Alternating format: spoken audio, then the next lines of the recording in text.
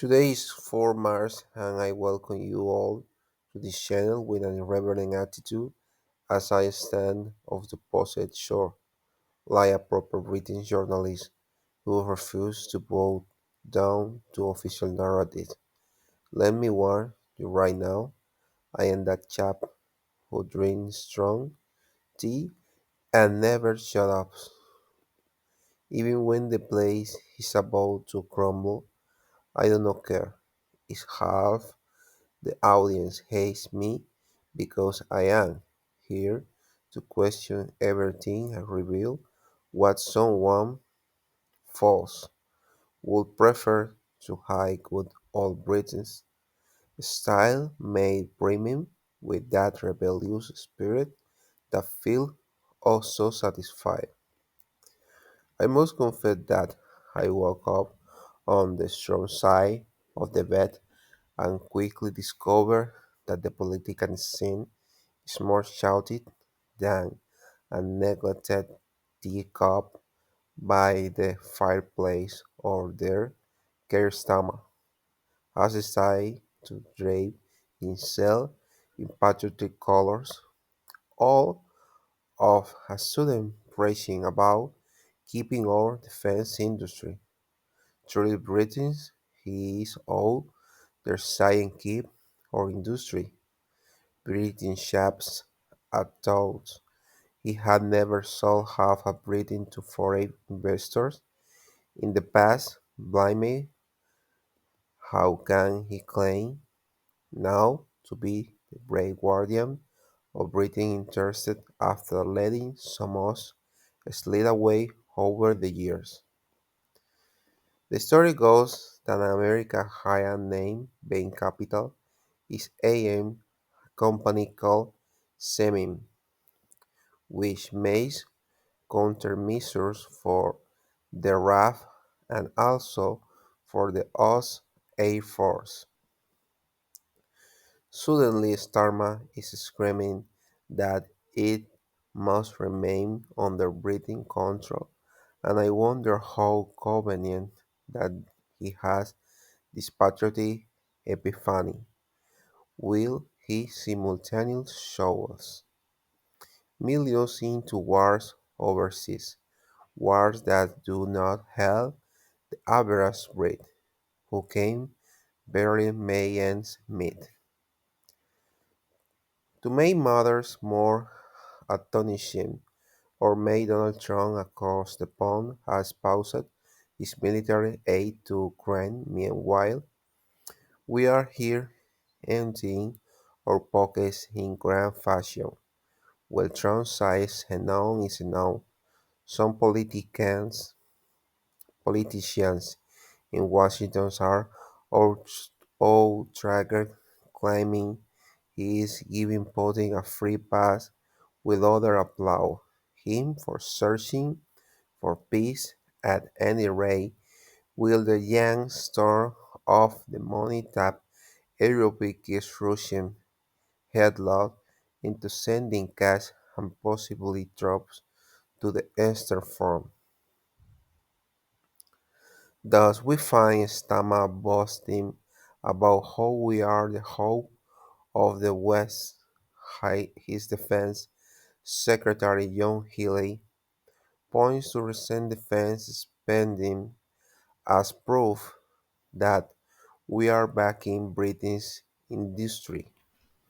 But many suspect the funds are actually going to foreign contracts.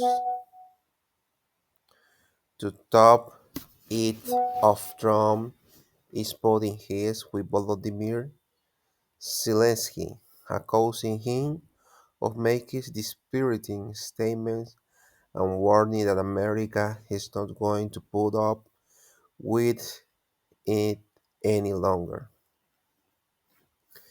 The usual Trump stayed away with flair from the war party, while Britain and Europe leap in head first, offering money and even trust in the event of a ceasefire.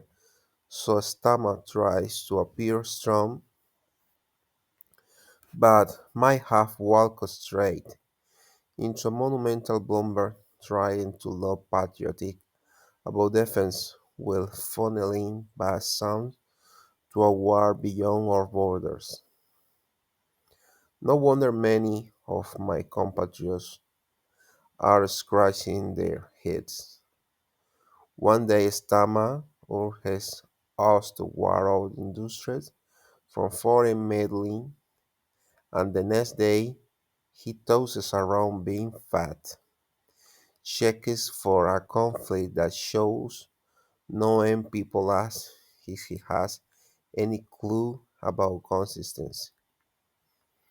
So there you have it. May we will move on to part two, in which we'll dive into our domestic situation, which is getting more complicated by the day.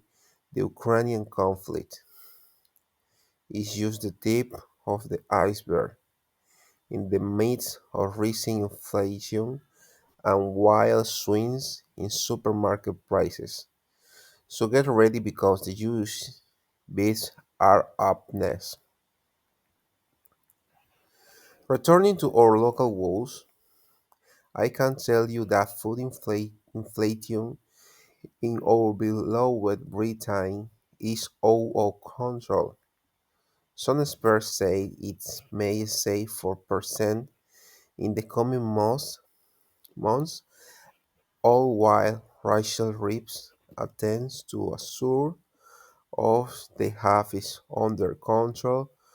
Butter, cheese, eggs, and bread keep climbing in price. And you can see the difference when you shop the government claim to protect consumers, even though they keep approving fresh taxes and fees to only drive price higher.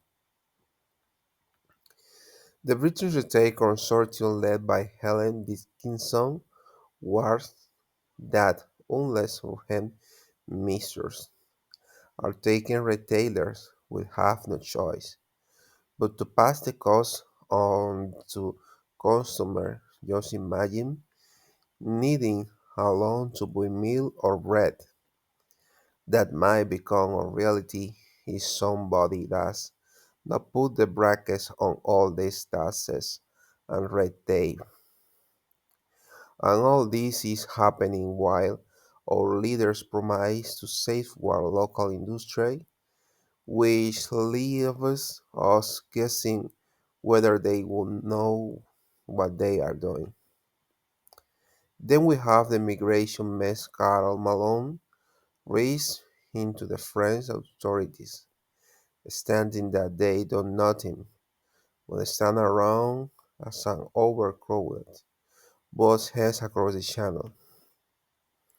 Rumor has it as simple as that cold deflate test vessels, but nobody seems to have the political will to do it. Meanwhile, Swiss Strike says Stammer is committed to building detention centers, but immigration shows no sign of slowing. In the meantime, we suffer astronomical energy bills and watch our grocery expenses. So why politicians be cares about sending troops someplace else or whether our industry is sufficiently rich?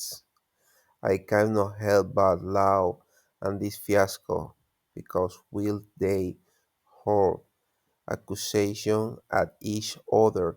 The average person foots the bill with their wallet and their sanity. And so concludes this two-part saga in which you witnessed me putting off the cards on the table in my irrelevant manner and with the trademark breathing attitude. The best part of this channel is that I will continue speaking up with no deference to anyone here to shine a light of the truth.